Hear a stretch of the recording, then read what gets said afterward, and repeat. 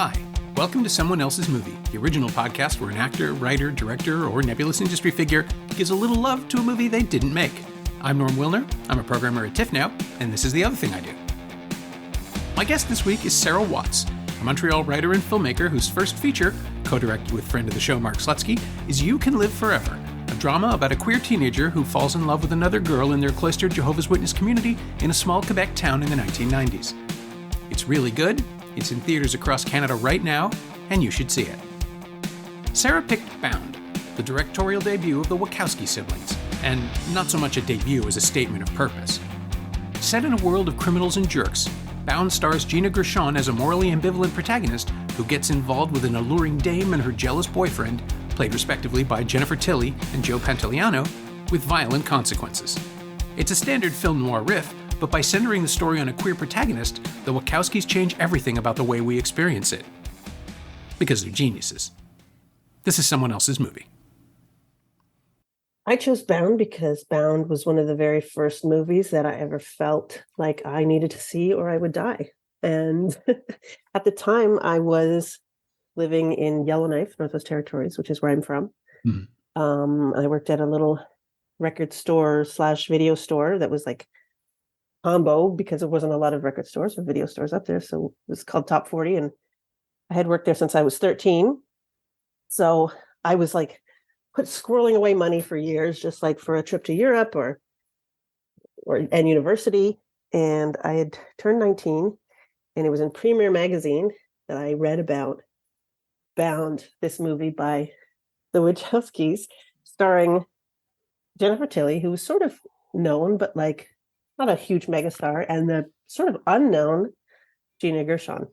And there was I quite remember the image, which was them sort of holding each other in a suggestive way and thinking, whatever this is, I need to see it. So of course I knew it was not going to play in Yellowknife. So I took some of my savings and I flew to Calgary to stay with a friend and I said, I'm coming down south to see this movie. I have to see it in the theater.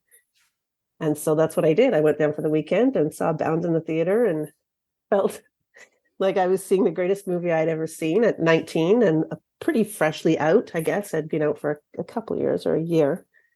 And yeah, it was very affirming of my lesbianism with that movie. So what was the crowd like? What is a Calgary screening of Bound in 1996 like? I feel like, I wish I could remember. This is 30 years ago, nearly. So, and I wish I could remember what theater. Part of me wants to say it was at the Globe, but I cannot exactly remember. I think it was probably a half full crowd, a late show. And I remember when I got back home and I had, read in a gay magazine called Out, which had just recently come out, that magazine, an article about the screening of it in San Francisco, about how the audience was filled with lesbians who were absolutely losing their minds. And when the movie ended, they were like pounding their feet and clapping. And like, it was like the whole place was shaking. They were so excited. And I thought, I wish I would have had that experience, but I'll take it. I'll take what I got. Yeah, we saw it in Toronto. We had it at TIFF. Yeah. And I interviewed Joe Pantoliano for it because he was the only person available to someone with my low status. But he's such a star. He was a blast. I guess he was sort of up and coming then. Oh, yeah. He had been, Running Scared is 10 years before this. Mm-hmm. So he's around. He's a fixture in terms of cult cinema. Like everybody knew who he was. I don't know that he'd started with the Joey Pants thing yet. I know. It came later, I think. Yeah, but he was charming and he was absolutely aware of his position within the film. Like he's basically, I think he said literally, like, I'm the asshole and you want me to die. And we talked about Blood Simple and we talked about the inversion of noir. Mm-hmm. And I want to credit him with this. I don't know that he said it with me or that I read it elsewhere, but I'm pretty sure he was the one who said it. He said that the best thing about it was reading the script and realizing that neither of the women dies. Yeah, which was unusual for lesbians to actually survive a whole movie. Well, lesbians plus noir, right? You just assume there's going to be a betrayal. Yeah, but the femme fatale is going to like die herself or kill the other woman, which is shocking that she's with another woman at all. But yeah, it really turned everything on its head, that movie. And in terms of like the typical caricatures of who's in a film noir. Yeah, I mean, you think about any film with a strong female protagonist in that genre, it's going to be, Double Indemnity or The Last Seduction, Yep. and everybody else is just a mook, right? Yep. Like these characters steamroll the world. Yeah. And it wasn't until the second time I watched it that I realized this is actually a lovely coming out story for one of them, and this tenderness that Gershon shows Tilly. Yeah, I should use character names. It's mean. Violet and Corky. I know. And saying Corky just sounds so silly. I know. It's not my favorite. I usually say Gina Gershon, but yeah. But she owns that name. That's the other thing. Watching it again, it's just like Corky, she leans into Corky in a way it's that's like not the sexiest name, but she is the sexiest person in that movie, and I think the sexiest person of the '90s. So, she's a walking focus pull. It's amazing how well they know how to handle her as a screen object and not turn her into an object. And what's amazing is that it was originally Jennifer Tilly's role, right? And then Jennifer Tilly was super excited to play Corky, and then apparently Gina Gershon came in, and everyone was like, "Oh, never mind," including Jennifer Tilly, recognized that this was the physical embodiment of the Corky character, and I mean, thank God for that, because wow. She really was pretty incredible. They were both amazing. Like really like hamming it up in a way. Yeah. And I think that would be, it is absolutely the only way that could have worked. If it was Tilly as the, well, not the aggressor, but as the more dominant character of the two, I think it would tip its hand somehow. Like it would feel either too jokey or too affected. And like her voice, everything, it really lends to the femme fatale persona, even though there's something interesting that they do in the film, which I really thought was really, really smart and really like well thought out in terms of how to portray queer characters. When she's just around Corky, she dresses down, she's wearing jeans, she's like, her voice changes. Her voice goes up when she's around the male characters. Like, it's pretty interesting how they do subtle things like that I'm not even sure everyone would notice unless you're really paying attention to like how she sort of shifts her persona around who she's around.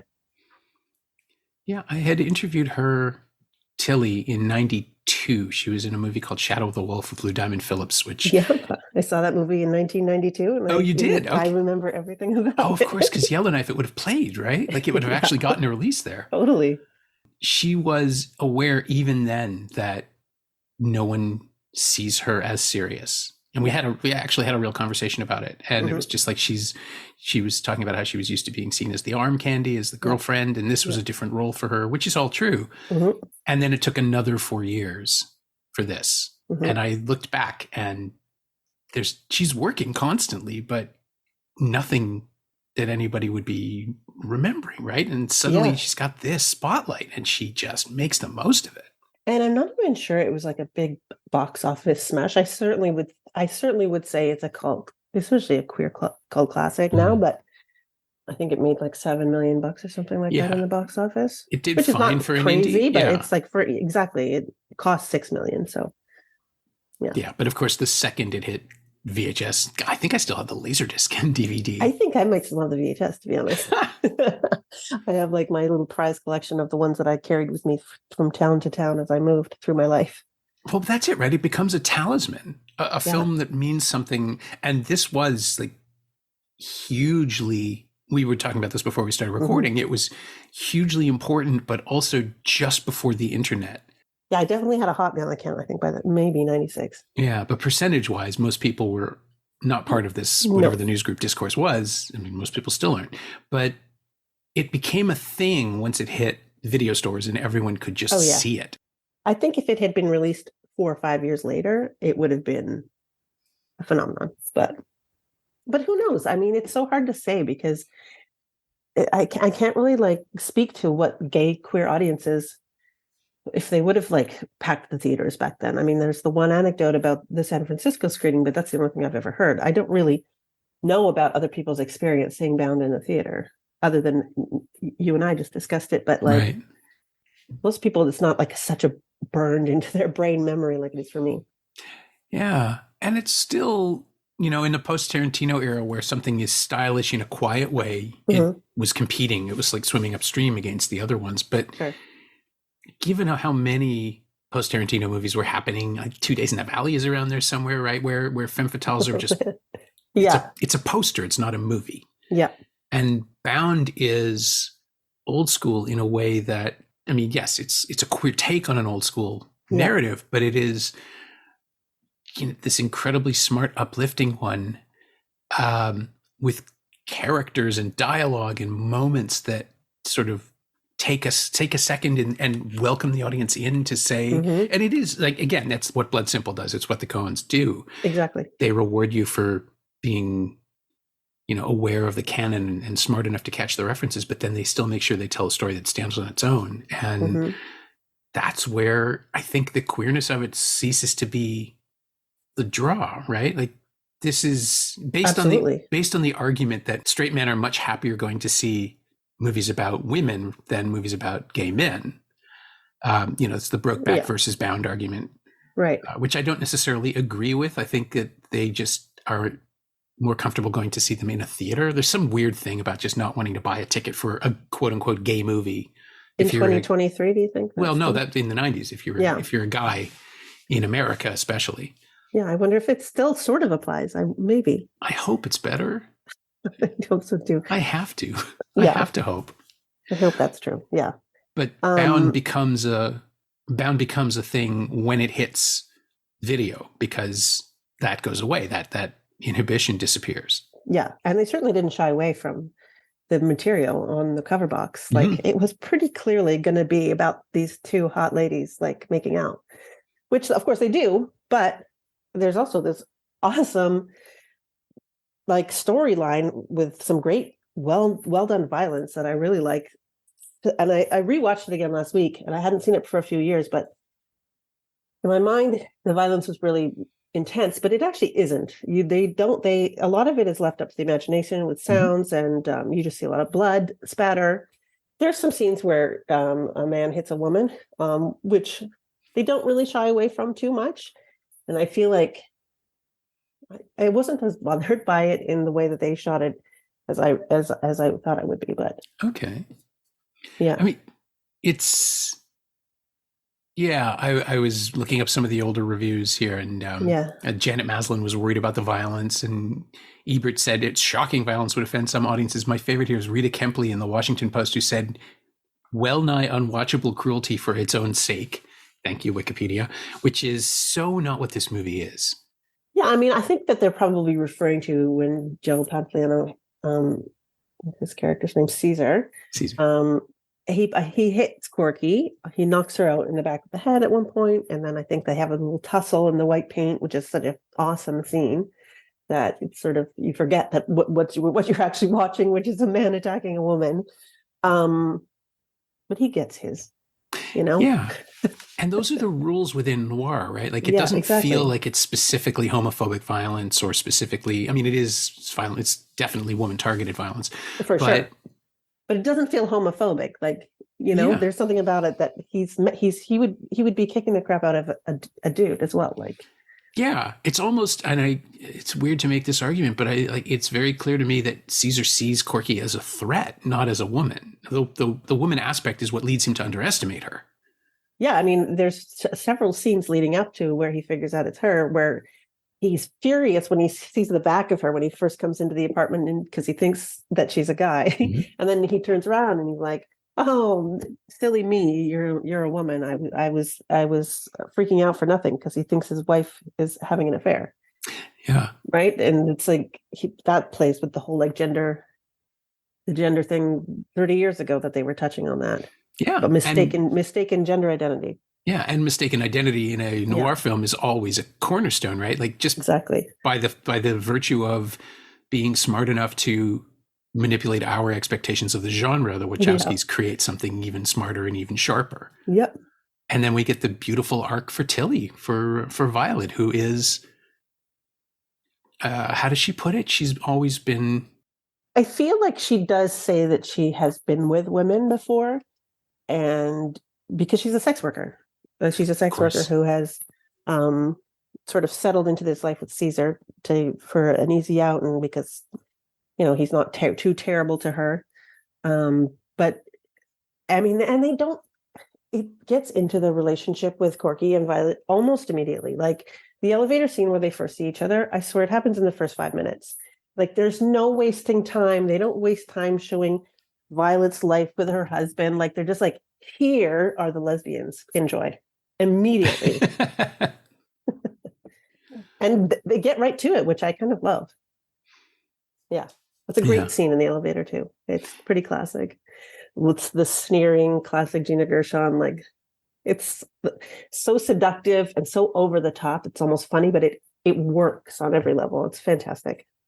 Yeah, it is. It's the kind of movie that, had it fallen between the cracks, would have been resuscitated, I think, like re-embraced as a classic. And instead, because it never really went away, it's like this simmering boil, which every now and then Paramount just reacquired the rights, or just acquired the rights, because it's been out of print for a while, and I'm sure it's going to get a proper, like a 4K release or a celebration. That would be amazing, because it deserves it. It's such a slick, beautifully shot film with so many cool like tricks with color and lighting. I mean, the way the cinematographer did a beautiful job, because he starts to frame and light Caesar in the most interesting way throughout the movie. How he's really well in, and then he becomes, as he loses his mind and sort of goes off the deep end, lighting on him becomes really fractured and really cool. And I really picked that up the last time I watched it last week, about how interesting they photographed it. Yeah, I mean, it's Bill Pope. The guy's a master. Yeah. He was their second choice, but he was the only one who said he could afford to do it for the budget, which is crazy. And yet he gets The Matrix out of it. And everything works out for everybody. He does. Yeah, and he did like Scott Pilgrim and a few other interesting ones, right? Yeah, I think so. Yeah. In fact, I'm sure of that one. It's it's also revolutionary. I didn't realize this at the time, but Susie Bright was basically their intimacy coordinator. They're probably one of the first examples of an intimacy coordinator, which is telling to who these people were. Like the fact that they knew that they probably shouldn't write a lesbian sex scene without a lesbian speaking into what that might look like, and then bringing in a pretty well-known sexpert, that was the name she went by, to coordinate and consult. It's so ahead of the time. It's insane. 30 years ago, basically, they had an intimacy coordinator to coordinate lesbian sex scenes. Amazing. And there wasn't even a name for it. Nope. It was called choreography. Exactly. It's crazy. It's absolutely crazy. And then you didn't hear about it again for decades. Yeah. It's so strangely their thing, right? Like as filmmakers, the Wachowskis? I never know how to pronounce them. I hear both. Wachowskis sounds right to me. I think so. I usually say it. Maybe I'm wrong. I'll look it up. Well, however I say it in the intro is how I heard one of them say it on a podcast, I promise, for the future. Oh.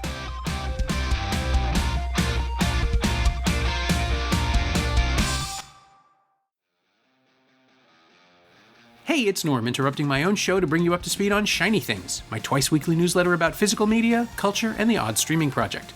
Last week, I wrote about the home releases of The Whale and Babylon, and Criterion's new Blu-ray of David Lynch's Inland Empire. Sign up for a 14-day free trial at shiny-things.ghost.io, or find a link at the Semcast Twitter account. Look, I have to write about movies. I have to. Come check it out.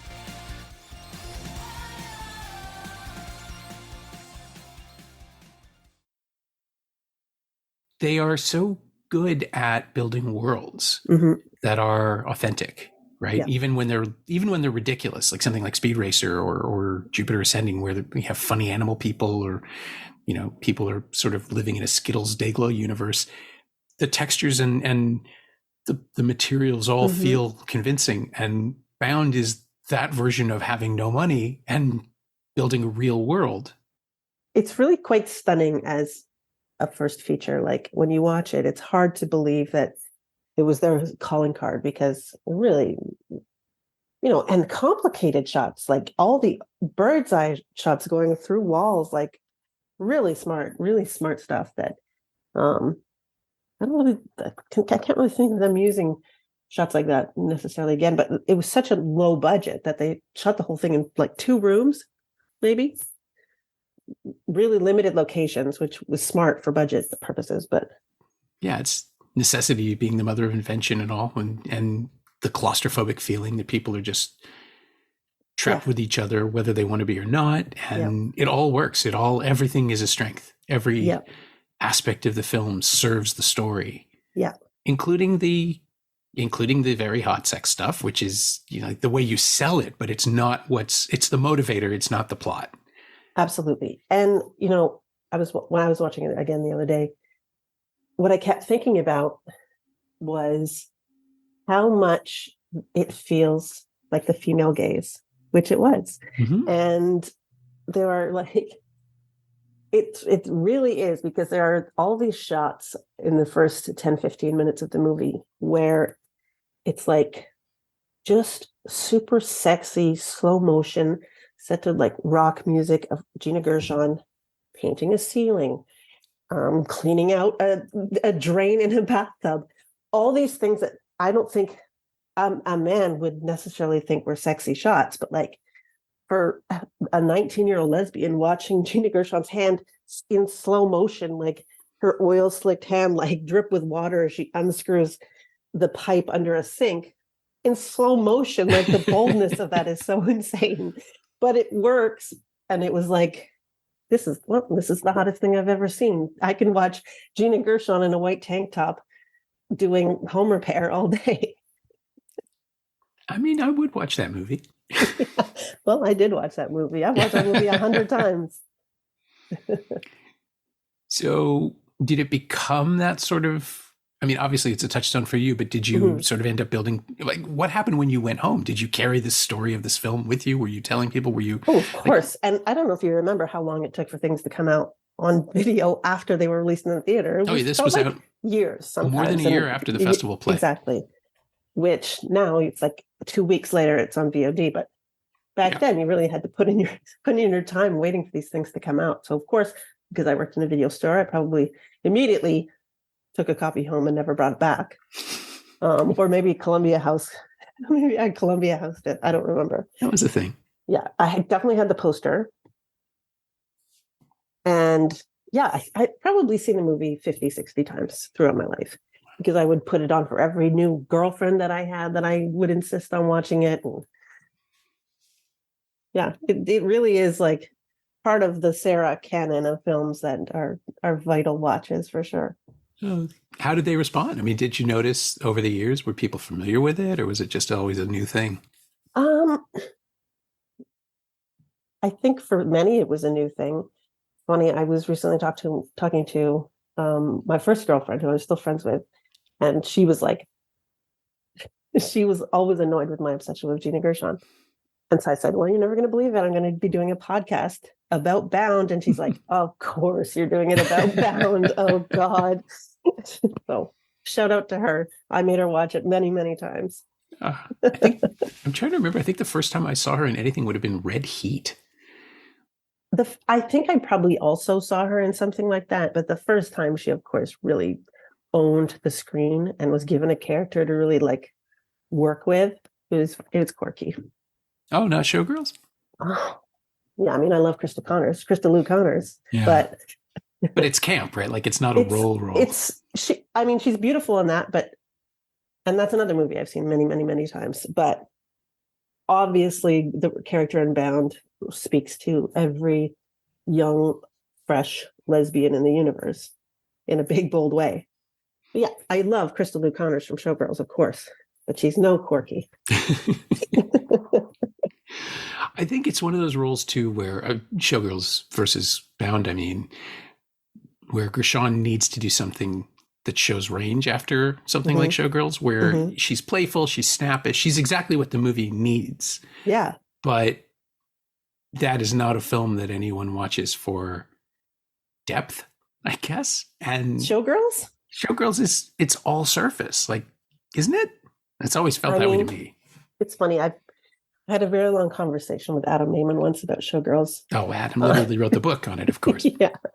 I think he credited me in the back of the book because of our very long conversation about it, because of my my gay approach to Showgirls, how I think about it. And Gina Gershon, I think, probably came up because it's such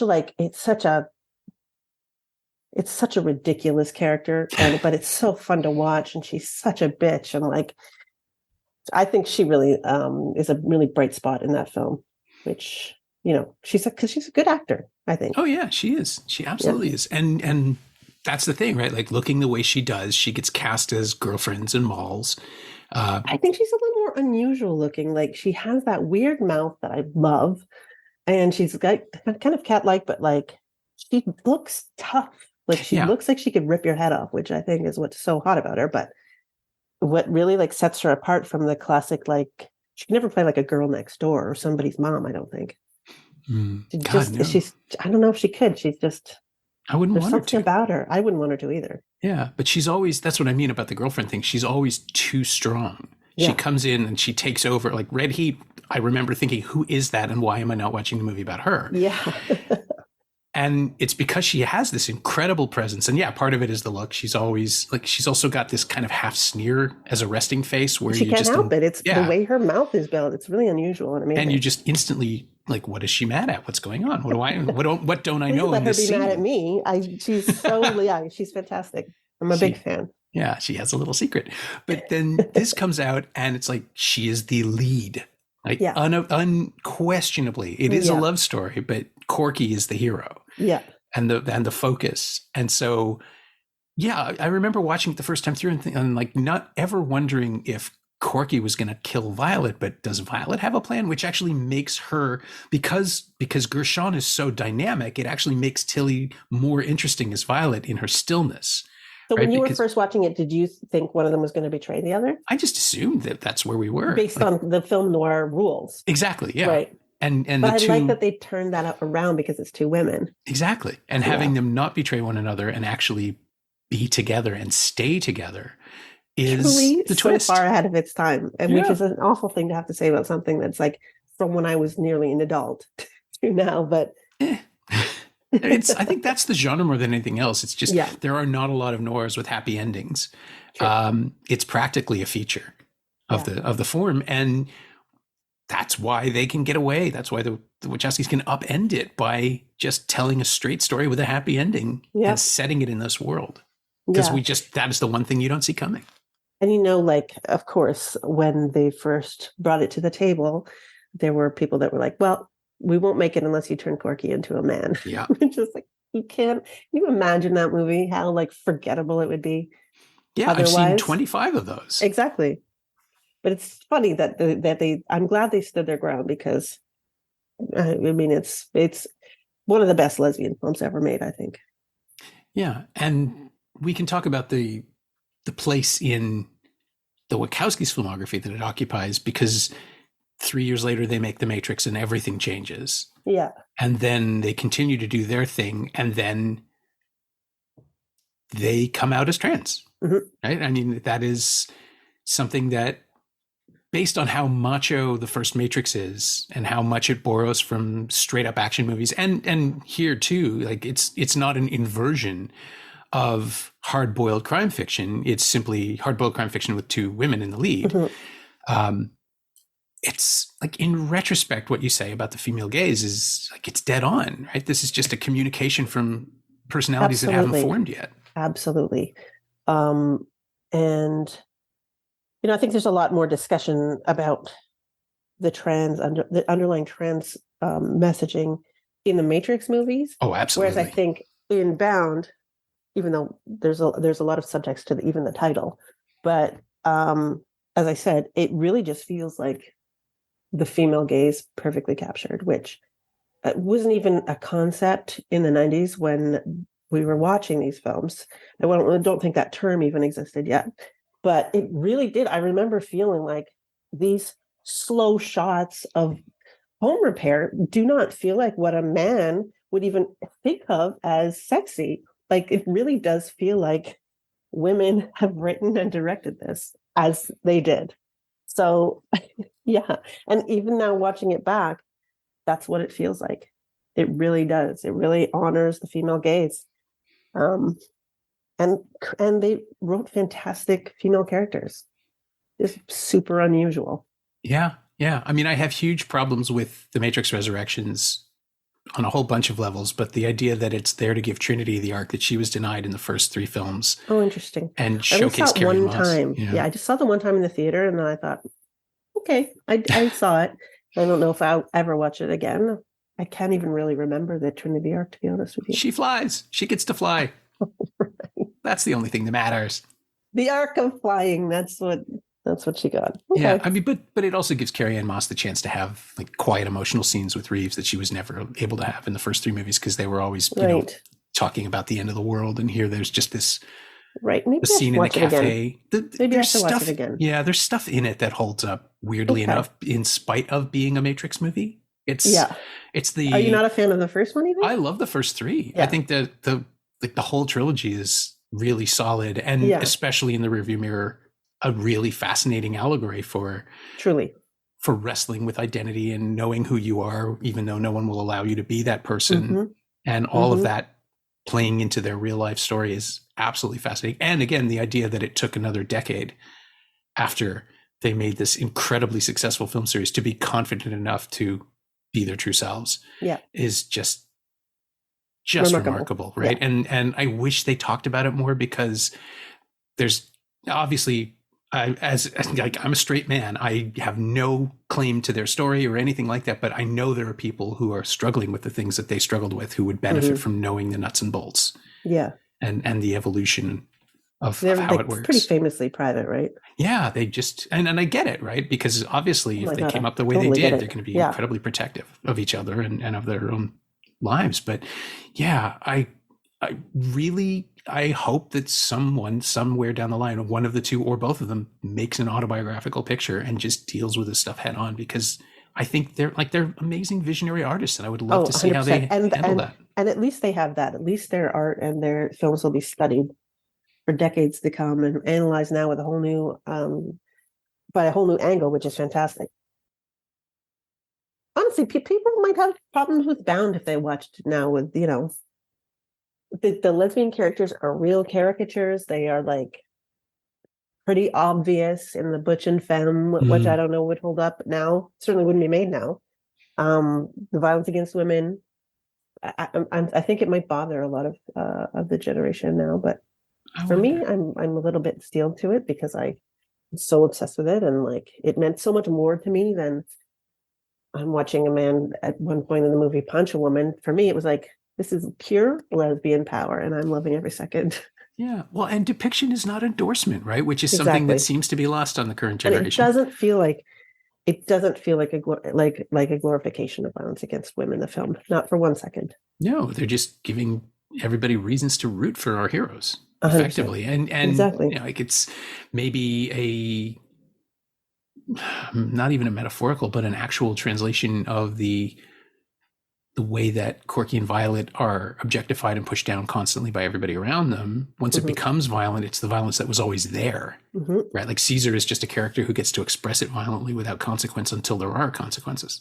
And the male characters are all just cartoonish buffoons, which it's wonderful to see. Like there's the scene where he's drying off all the money wearing just an apron, and he just looks so ridiculous, and they're just there to be laughed at. Christopher Maloney, actually. I was going to say a young, stupid Christopher Maloney. Who really has a lot of fun and like chews that role right up, but they're just idiots. And they all get played so perfectly. It's really wonderful. Yeah. It's a great way to go out too in a movie. Just, go out for the evening, watch something where a bunch of dumb guys just get what's coming to them. Exactly. Yeah. Not a lot of movies nail that so much anymore, but this one really did a long time ago. Yeah. So this is the part of the podcast where I try to figure out a link between the film you've chosen and the film you've made. And I'm not seeing a lot other than that they're both take place in the 90s. It's pretty obvious. Okay, sure. In terms of inspiration, I mean, it's not really much inspiration there. It's not, You Can Live Forever is not noir. Exactly. There's not a lot of resonance. There is a lot of suggested, or there's a lot of implied closeting in Bound, which goes out the window for us in the audience in the first 5 minutes. And your film is about people figuring out who they can be themselves with which I think is similar. But Yeah, that's the resonance. It's not about necessarily figuring out. It's not like they're struggling to understand their own gayness. That's never really touched on because it wasn't really the story that we wanted to tell. But it is, it's about maneuvering this world through this world that does not accept.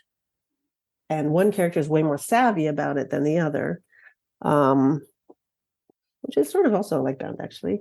Violet is a little more careless than Corky, who's gotten out of prison and is like a little more cautious about being seen. Again, that's a stretch to try to compare the two movies. When we first cast Onwin and June in You Can Live Forever, we sent them a list of movies to watch. Bound was not on that list, I'm ashamed to say. But I hope they have since watched it because I've certainly talked about it enough. Would you get them to watch it now? I think that, they've now starred in a movie that's part of the lesbian canon. I think that they should watch the original lesbian canon films for sure. Yeah. What is the lesbian? I'm trying to think about the modern canon in terms of films that were produced in the 70s, 80s, and 90s, and like what there is out there. There's Desert Hearts and Bound are the two. Desert Hearts a great one. And another one with Nobody Dies, which that really was like the bar was on the floor in terms of how can you make a lesbian movie that lesbians are going to like? Well, don't murder them. It start at that point. You'd think it would be obvious. You think, but TV hasn't figured that out yet. They can't. Well, now they can't. They cancel them before the lesbians can die, so it's not really an issue anymore. I'm thinking of the 90s. I'm thinking of like The Incredibly True Adventures of Two Girls in Love, which was a really wonderful little indie film. Yeah, Go Fish obviously was another one right around that time. Yep, another one I traveled to see was Go Fish. Trosh. Yep. And that's another one I'm not sure would hold up. I actually have to watch it again because it's probably been 20 years since I've seen it. But it was very arty, like the black and white and like the crazy camera moves. I'm curious about it. Yeah, I think if anything, it would hold up as a time capsule, right? Like this is the way queer women saw themselves. Yeah, but it's also like the main character. She's not into butch women, and she like has a lot of negative things to say. That's right. Yeah, it's Guinevere Turner plays her. I really wonder how that would hold up because the early L Word episodes from the original series certainly they're problematic to a new generation of queer people who have a different way of speaking about themselves. And I wonder, and I think kind of Bound skips over that because they didn't. There's the one scene where Corky goes to the lesbian bar and like has a little bit of like a peacocking with another lesbian over a woman who is actually Susie Bright in a little cameo. Yeah. And it sort of made me giggle a little bit watching it because it's so 90s lesbian that it was just kind of exactly as you said, it was a time capsule of the culture back then, which I was just coming into as a 19-year-old. The whole thing with her tattoos, the works, like it really is a perfect little time capsule of 90s lesbian culture for sure. With a happy ending. With a happy ending, rare and beautiful. My thanks to Sarah Watts, whose first feature, You Can Live Forever, is in theaters across Canada right now. Thanks also to Mark Slutsky. He knows what he did.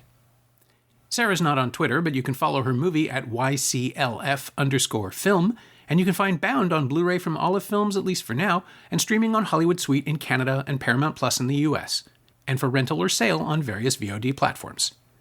As always, you can find me on Twitter at Norm Wilner, and you can find this podcast there at Semcast, SEMcast, and on the web at someoneelsesmovie.com. The first year of the show is still available for just $20 at payhip.com/Semcast. That's the first 52 episodes of Someone Else's Movie, 44 of which, including Mark Slutsky on John Frankenheimer's Ronin, aren't currently available anywhere else. And check out my newsletter, Shiny Things, at shiny-things.ghost.io. I think you'll enjoy it. Our theme song is by The Last Year. If you like it, or the show in general, please say so. Leave a review wherever you've been listening. Every little bit helps. It truly does.